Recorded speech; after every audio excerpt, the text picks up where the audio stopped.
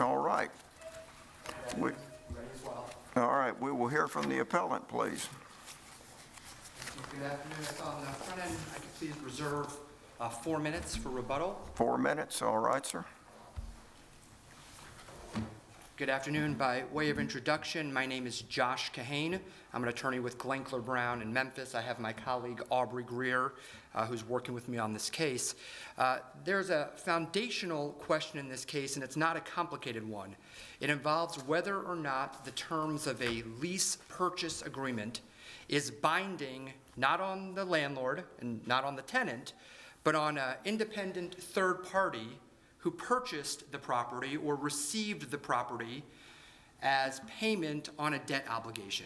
That's really the core of the fact scenario here. And on appeal is the denial of my client, Mr. Bosin's motion to dismiss, and the granting of the motion for summary judgment.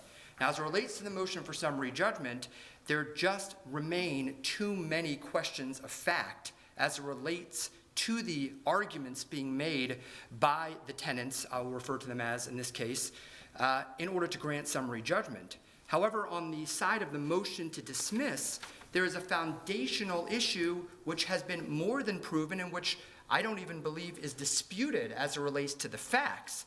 There's only a question of the application of law, and that's where I'd like to spend a little bit of my time. Is that about the trustee? Yes, ma'am. Okay. As it relates to this particular transaction, there was an individual, a gentleman named Reinhold Taylor, who your honors might notice has not been named in this lawsuit by the plaintiffs. But Mr. Taylor owned several properties. He quitclaimed those properties to a trust which he created. There is no dispute about that. He created a trust indenture which received full title, interest, rights. Everything involving those properties were assigned to the trust and received by the trust. He then appointed a trustee, a lawyer in Memphis named Ursula Jones, and empowered Miss Jones as the trustee of the trust with the exclusive and autonomous power to manage, sell, lease, assign, mortgage the property. From that moment forward, he no longer retained any rights in that real property. The rights in the real property passed to the trust. And it's not simply by virtue of the representations in the trust, but in fact, he executed a quitclaim deed wherein he transferred expressly all rights, title, and interest in these properties to the trust. At some later point, Mr. Taylor, on behalf of himself, doing business as Key Home, some business that he operated under, then executed a lease purchase agreement with some tenants, wherein he allowed them to reside in these properties, paying rent for a certain amount of time, and presumably, at the end of that time, they would have the right to take possession and ownership of the property. Now, he had no right to do that, because he didn't own the properties. The trust owned the properties. Now, the trust could have authorized Mr. Taylor as its agent to do that, but there's no evidence in the record that that occurred at all, other than Mr. Taylor's claims. Ms. Jones never said that she authorized Mr. Taylor to act in that way. But then here's where it gets fascinating.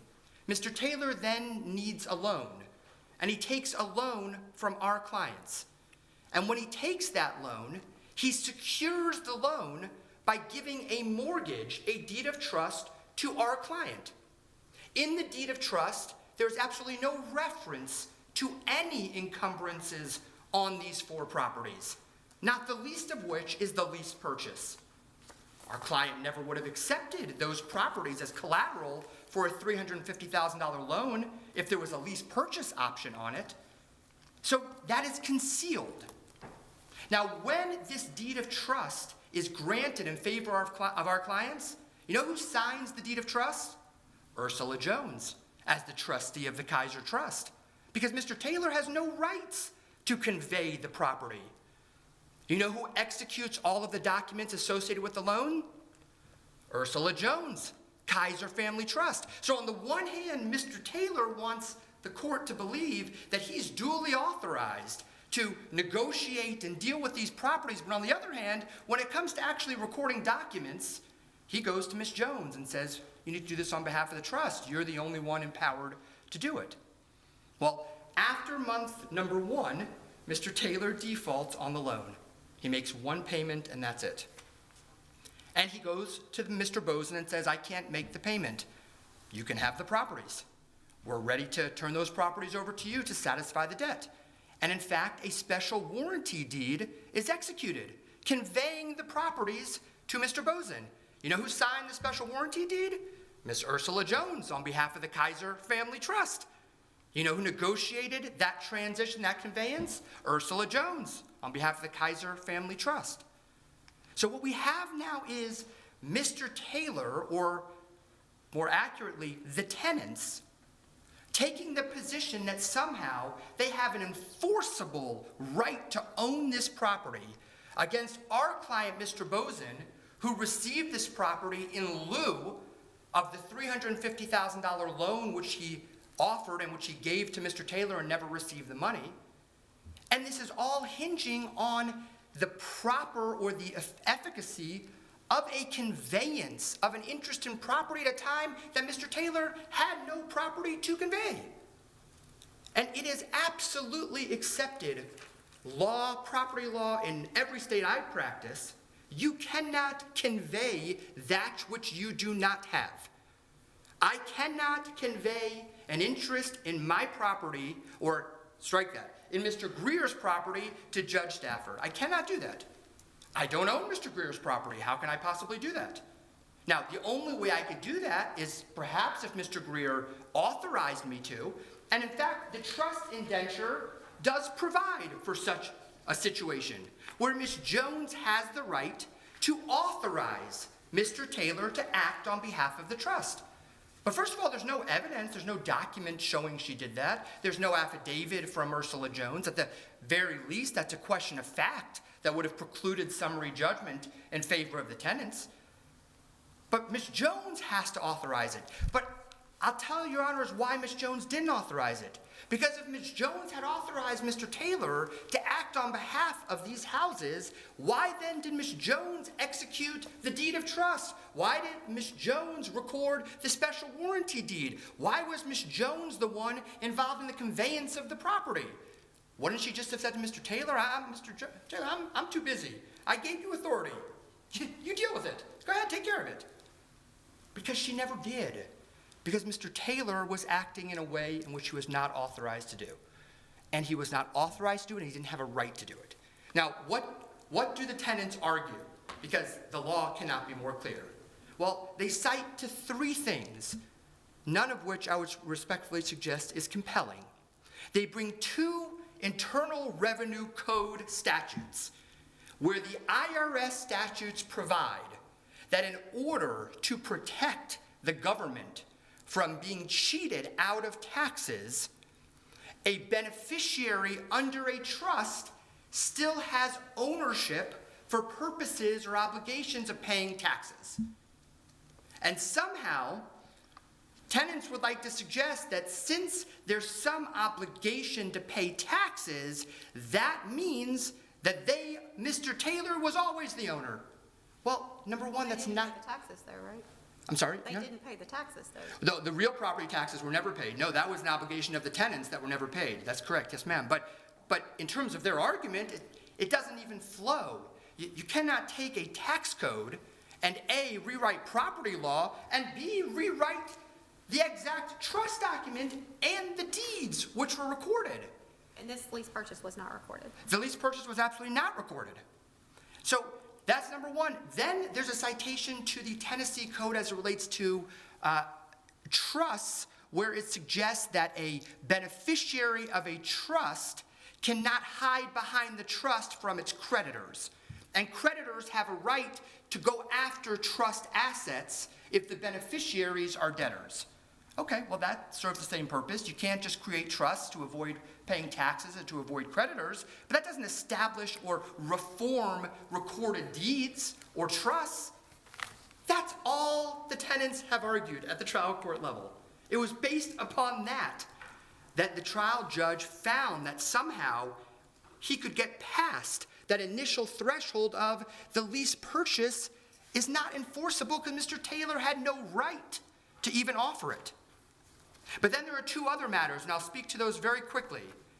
The Tennessee Code is very clear that if a lease is for more than 3 years and it is not recorded, that lease is not enforceable against subsequent purchase of the property unless there is actual notice by the purchaser.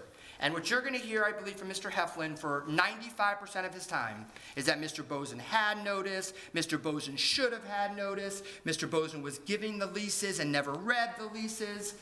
All of that may or may not have been true because we can't even get to that point because we don't get past the fact that the lease purchase is void to begin with.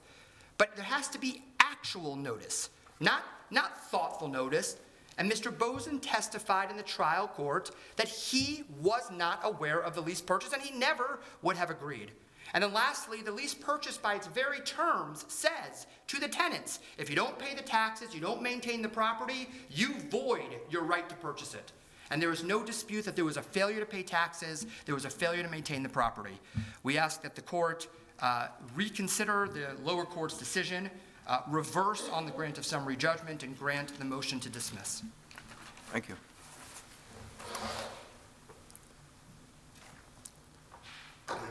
Good afternoon, rather.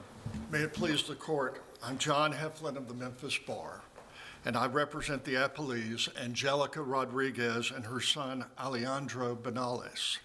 I want to start by pointing out that the appellant Bosin, in his arguments and in his briefs, has not appealed from a determinative issue in this case, a ruling by the chancellor that Bosin is stopped by his silence from denying that he took title to this property subject to this lease purchase agreement.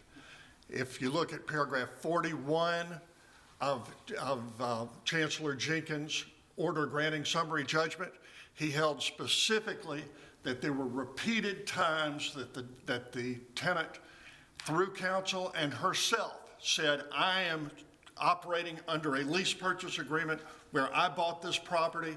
Bosin came to her one time and said, well, I'm going to raise the rent. She said, I'm not going to pay additional rent because I've got a lease purchase agreement. He never took the position, and for 2 years, he collected rent from her knowing that she was operating under a lease purchase agreement. And then at the end, when I wrote him a letter saying she's made her final payment and under the lease purchase agreement, she's entitled to title, he filed a forcible entry and detainer action. That ruling in and of itself is grounds for affirmance without reaching any other issue because he is stopped and they haven't raised that issue, and it is waived on appeal under this many rulings by this court that if you don't raise a determinative issue on appeal, you've waived it. That's what they've done.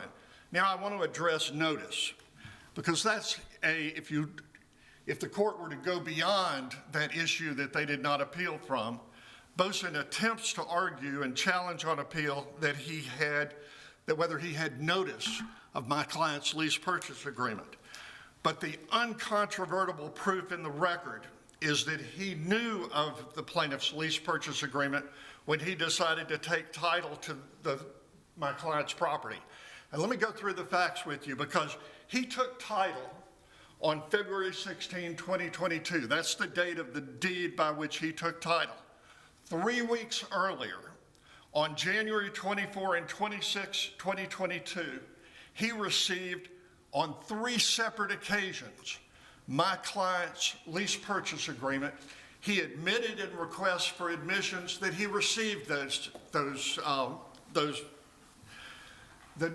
second day, January 26, 2022, he had text messages back and forth with his agent, Richard Exley, who was managing this transaction for him. And what's important about those text messages is that he said in that text messages, after he had received my client's lease, that he had, quote, read carefully the leases.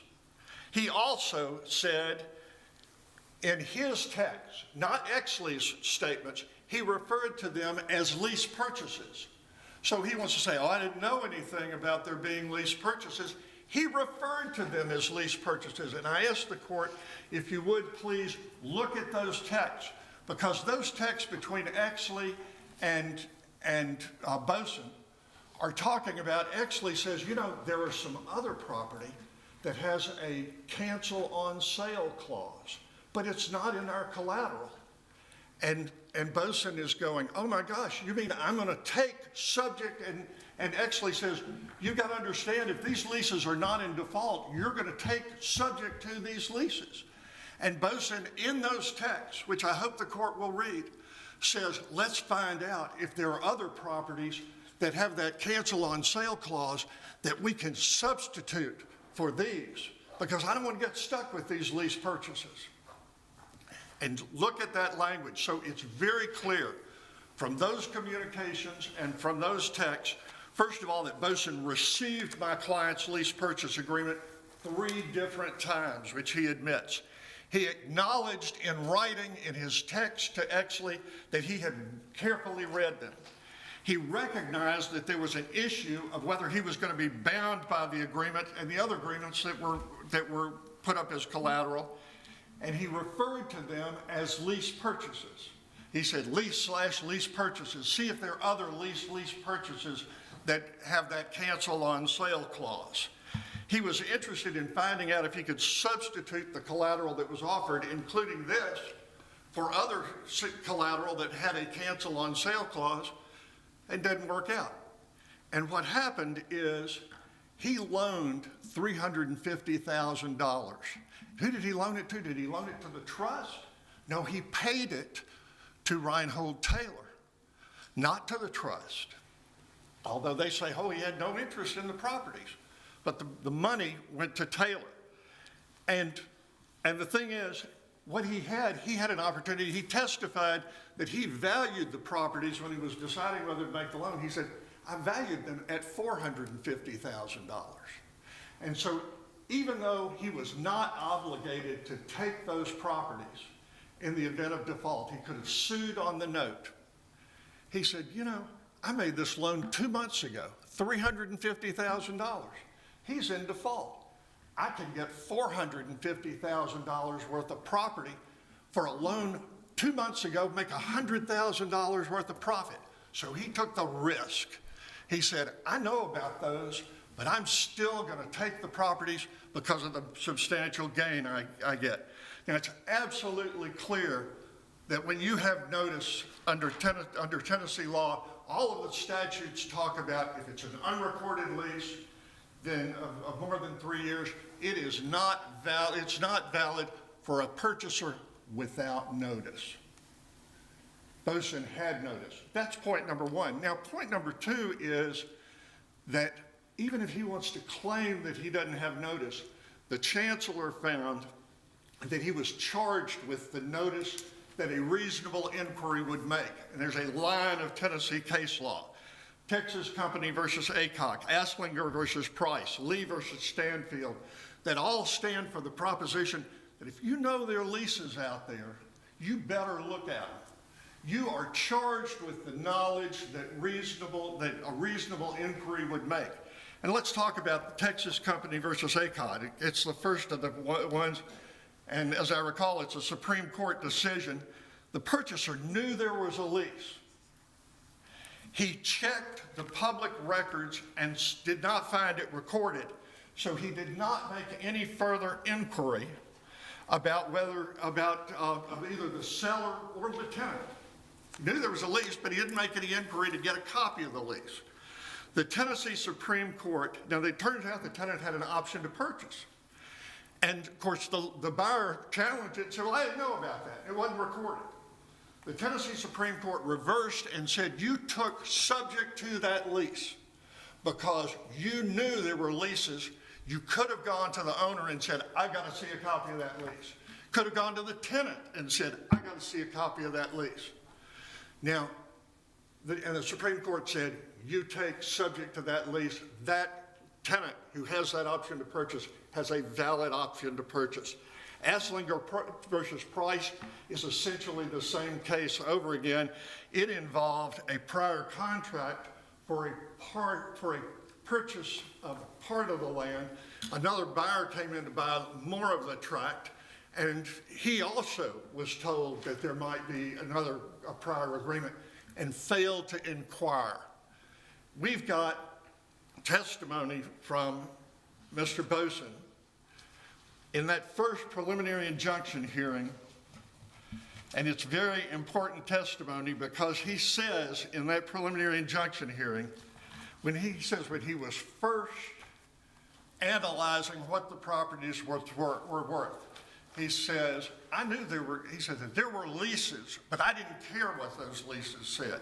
They weren't material to me for, as far as what the value and whether I was going to make the loan. But the fact that he knew there were leases and failed to make inquiry is exactly what the Supreme Court said makes that valid, even if he didn't have notice. Here we've got the documents where he got the lease, where he said he carefully reviewed it, where he refers to it as a lease purchase, so we know he actually knew it.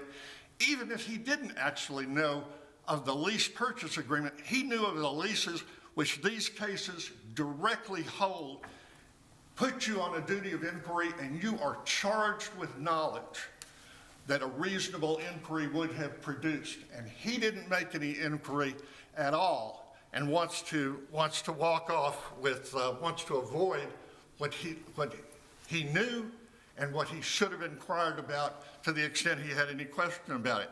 Now, what's this argument about, and I was interested in the language of the brief. The argument is that Reinhold Taylor had no legal right or authority over 3015 Dothan when he made the lease. I want you to recognize the facts, though, where they make that argument. Who signed the loan commitment? Was it Bosin and the trustee?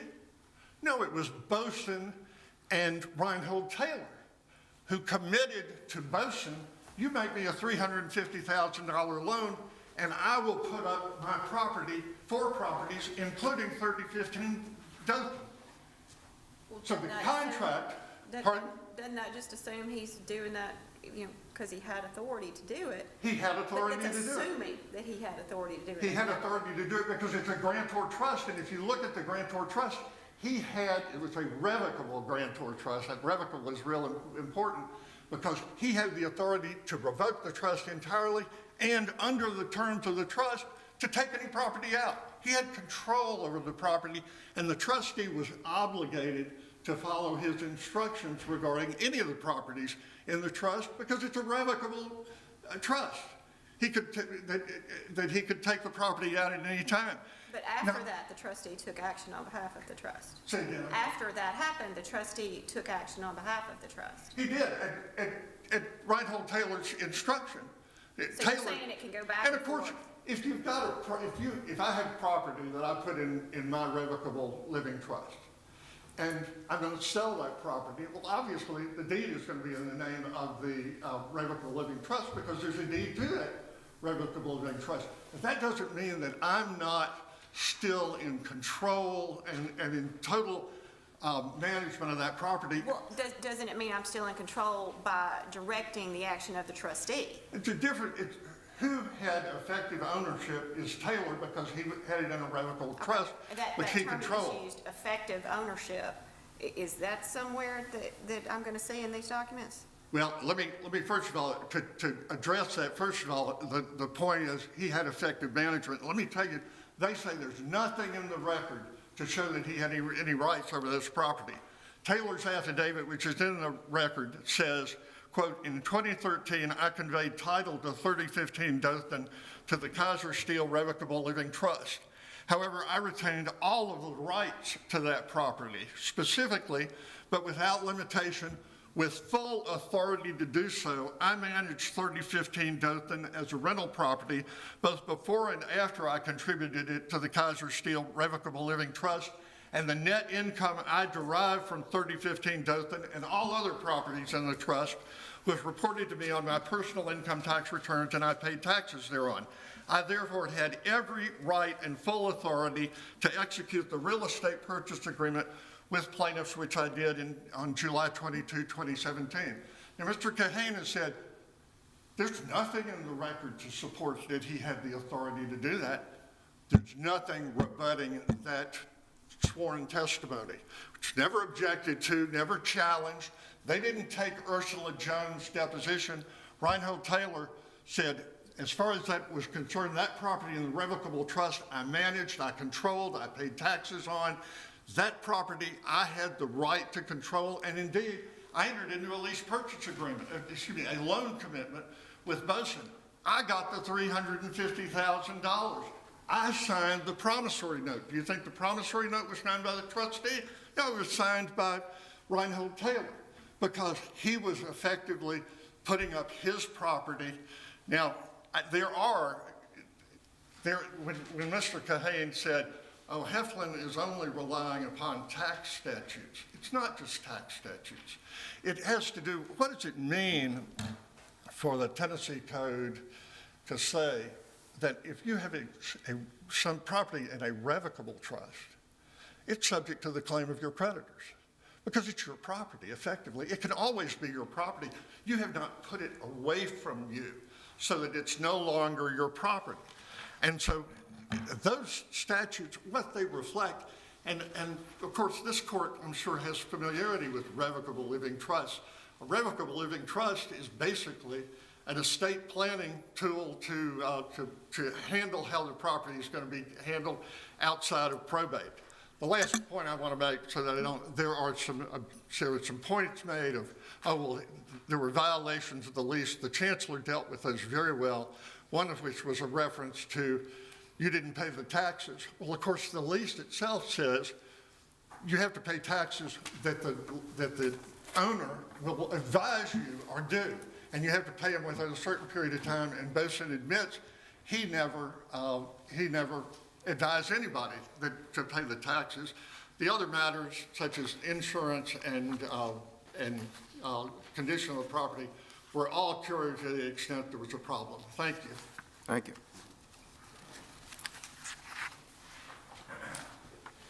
Thank you for this opportunity.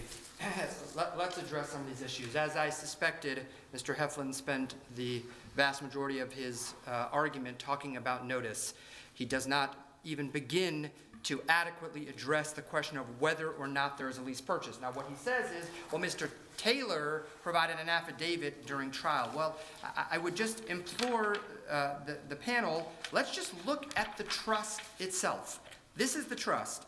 Reinhold Taylor Jr., this is paragraph 5, as grantor, has and will assign, convey, and deliver all of the rights, title, and interest in the property as described in Schedule A of this document as a gift without consideration to be held by this living trust. And then it provides powers, the exclusive powers of the trustee. Only the trustee may invest, manage, lease, rent, exchange, mortgage, sell. These are the powers that he gave. Now, if we look at the actual statute on trust, now, Mr. Heflin cites TCA 3515-505 to talk about creditors.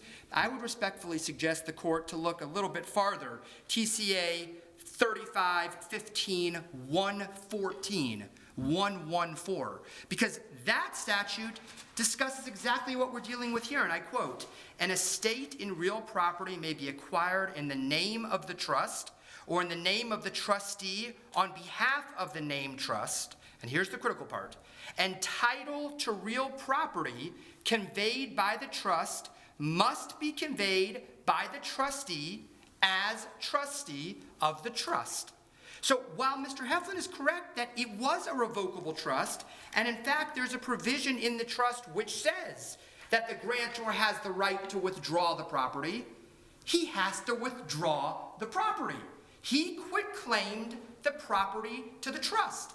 If he now wants to take it back, the trust needs to quitclaim the deed back to him. He can't just say the trust owns it, but it's also mine. That's not what the law provides.